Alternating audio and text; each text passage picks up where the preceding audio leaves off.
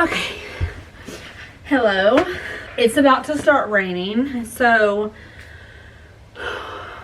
I am sitting with the window open, or the door open by the big window, because I would love to see the rain. The way you're propped up, maybe I should move you guys down some. I'm not sure. That's better. Okay, so this is my week 33, 34 update. I'm extremely tired. I'm sure you can tell. I still can't breathe, but it's okay. Everything is still a-okay. I'm obviously still pregnant at the end of week 34. And quite a few things have happened. We've had our last growth scan for the pregnancy, and we've had some more failed tests, some induction talk. We know our method of delivery now, all the things. So the last one was all the things. This one's even more things than the last one. So let's go on a ride. Let's get this done. Hopefully, I would like these to be less than 15 minutes. So I'm sorry. Let's just go ahead and get started so that it's not too long. So let's go back to week 33. I guess I'll go ahead and still start with the app. 34 weeks. Okay, they have a new Disney feature on this app. I don't know if it's like limited time, but it does like a Disney size reference. So instead of the baby being like a cantaloupe, they do something Disney related. And this week it says baby is as big as Belle's favorite book from Beauty and the Beast, and she's one of my top 3 favorite princesses. So I just really enjoyed the Disney part of it. As far as how baby is developing, it says baby will close their eyes when she's asleep and will open them up whenever she's awake. Very cool. The vernix, which is that kind of thick coating over baby's skin, it's starting to get thicker this week. And it talks about how movements can be even stronger this week, or they will start to turn from like kicks to more like rolls because they're running out of room. So,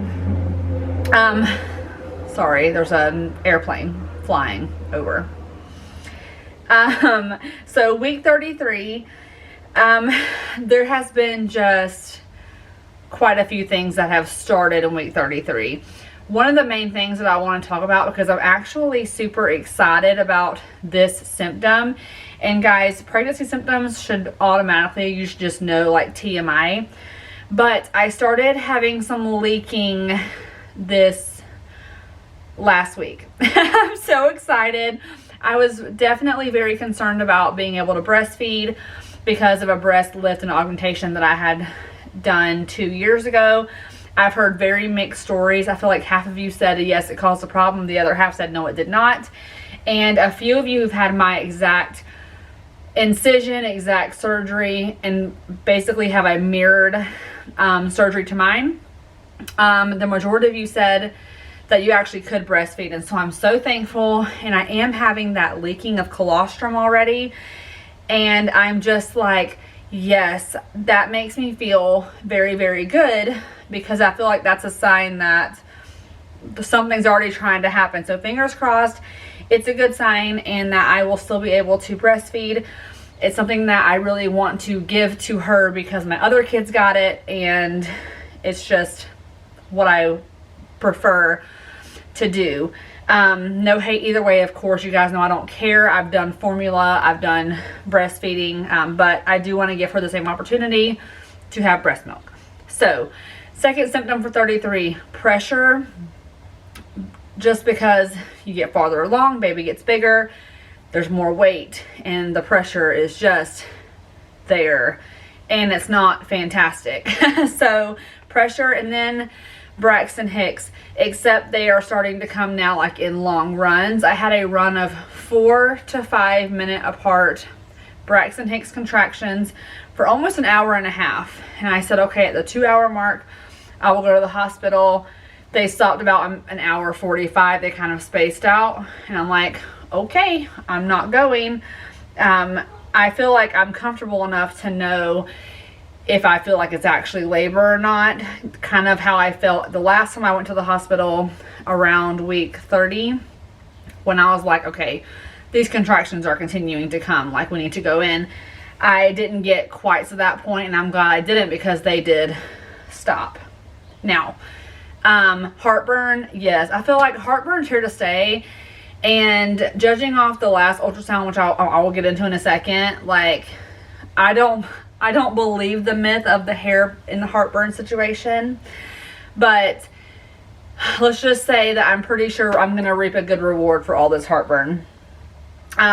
So yeah, so week 33, I think I actually just had monitoring and no appointment. All of my appointments were like in week 34. And so for week 34, same symptoms, nothing new, nothing changed. The leaking of the breasts is new. That's the only one that's like a new symptom, if that makes sense. I am also starting to have some increased, again, TMI, but increased like mucus discharge, because I'm having cervical changes, which let's talk about that. I had a growth scan with the specialist. So this was our last growth scan of the pregnancy, which is crazy. I'm like, oh my gosh. This growth scan was very important because I was told that it was going to be very indicative of how I would deliver. Because if you're, I'm pretty sure most of you know this, but just in case anyone doesn't, I had a severe shoulder dystocia with my oldest child due to size. She was 7 pounds, didn't fit. And I had twins vaginally after that were 5'3" and 5'13", and my son got stuck. And so there's been a very open communication that if the baby was measuring over 6 pounds, that she would be a C-section, whether she had gastroschisis or not. This was all discussed. First OB appointment, the initial OB, and we found out we had gastroschisis later. But gastroschisis itself is not a reason to have a C-section, unless obviously that's what the mom is wanting, or if it's like an emergent situation. The majority of these women with gastroschisis have vaginal deliveries, because there's nothing that says you can't do that. And there's not any research that shows that one method's better than the other. So I still planned on a vaginal birth. And so that's been the plan the entire time. So we go into the growth scan, and I cannot breathe. We go into the growth scan. They do all the things. So just her small intestines out still. I'm very thankful. It looks like that's just going to be it, and there's going to be nothing else pop out.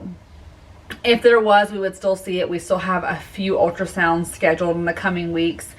But she is measuring in the 50th percentile, which is huge for a typical gastroschisis pregnancy. All of the things they've warned me about, growth restriction, fluid, mine have always been normal. And somehow her abdomen is measuring like 40, 50 percentile, even though her intestines are out. So that tells me that it's not all of her intestines. And so far it looks still like it's just the small intestine.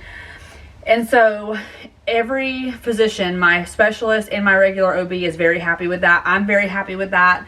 It's been very consistent the entire time.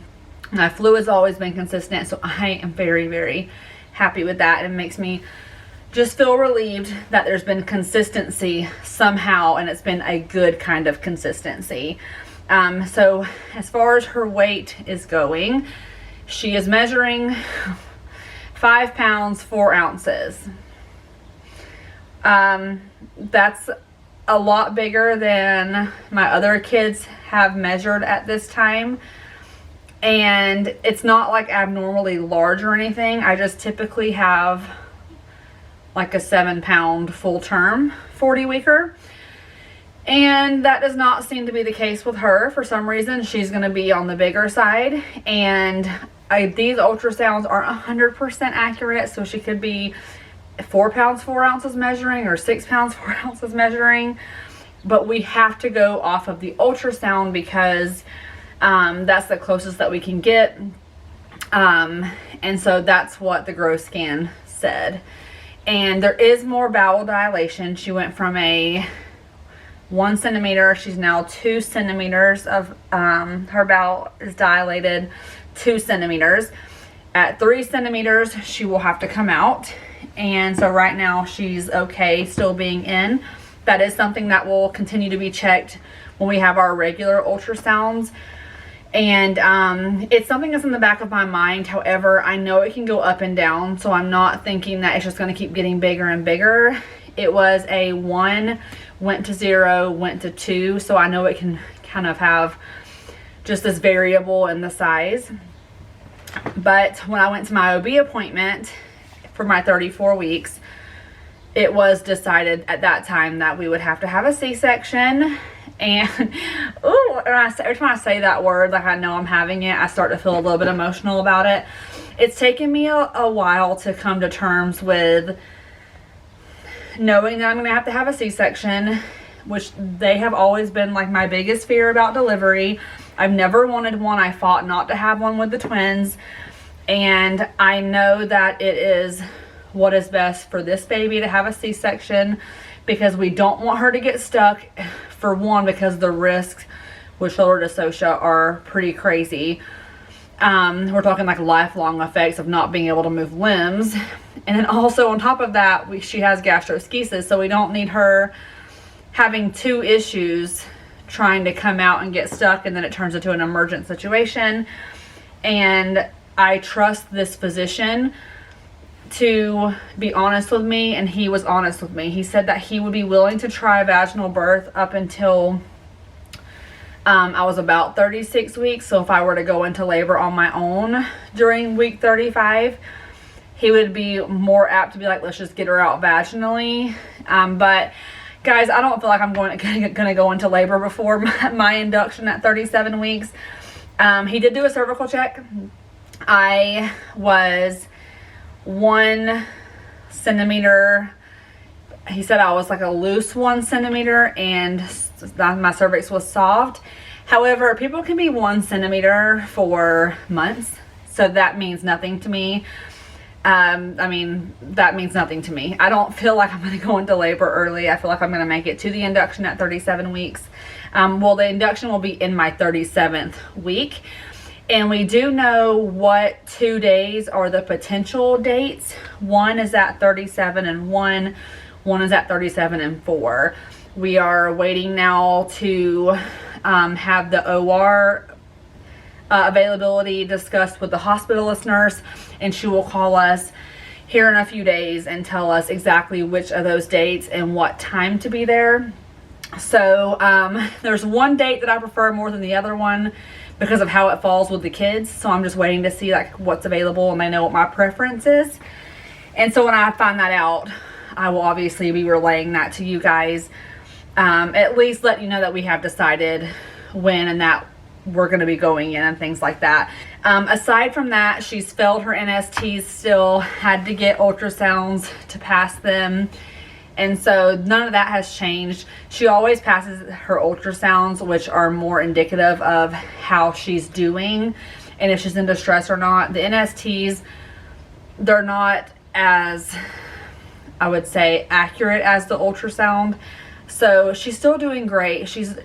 Nothing about this pregnancy really has been different, minus the monitoring and the fear of delivery and things like that. So I almost feel guilty coming on here because I know so many moms in the group of gastroschisis are having issues and growth restriction and low fluid and just other things they've already delivered by now. And it just seems like we're just trucking along like it's a normal pregnancy or a typical pregnancy. So I guess there are good case scenarios and bad case scenarios, and we're kind of, looking like really good case scenario.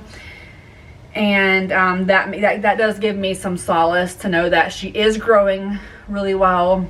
So there should be enough room to put her intestines back inside right when she's born, which we won't know until of course she is born. So I am going to ask that you guys send me every C-section recovery tip. What can I do at home beforehand? What can I buy to have at home? What can I bring with me to the hospital? What questions do I need to ask about it? I have so many questions about like how soon I can get up and walk. Just like, what do I need at home to recover? What am I wearing home from the hospital? You know, just there's so many things that I'm like gonna have to jump down the rabbit hole and start researching, just because now that I know, okay, this is gonna be what's best for her, we're gonna go this route. I want to make sure that I'm prepared for the recovery side as well, because I'm nervous about the recovery. This is my first time doing it. So and how can Luke help me, because he has no idea either. So how can Luke help? Because I'm gonna need a lot of help, I feel like. So I do thank you guys a lot for being here, and now I'm just like, I feel like I'm just manic because I'm panicking about, like, I'm okay with having a C-section, but now I just want to make sure that I'm prepared as much as I possibly can be. This is my last delivery I'm ever gonna have. I want to make the absolute most of this delivery, even though it's going to be a lot different and a lot scarier. But yeah, last thing I want to mention is that on the ultrasound, they went around her head and said she has a lot of hair, and they were showing me all this like stuff, and they're like, she has a lot of hair, you can see it all right here. And I'm like, yes. So that made me feel, you know, good. I don't know, I know heartburn is not directly linked to a baby with hair, because I have friends who have babies who were bald and they had heartburn the entire time, but it made me feel good that like I can just tell myself that the heartburn is going to be worth it because she'll have hair. Yeah, so I think that's everything. I also only tanned my neck and chest the other day because that's all you could see in what I was wearing, and so now my arms are super pale. So please ignore that I look like I'm completely unevenly colored, but I don't care. No one's looking. Well, I guess except you guys. But yeah, that's gonna be all for this video. I of course went over my 15-minute mark. I tried to go as fast as I could. Yeah, I'll have, I think for sure, one more update.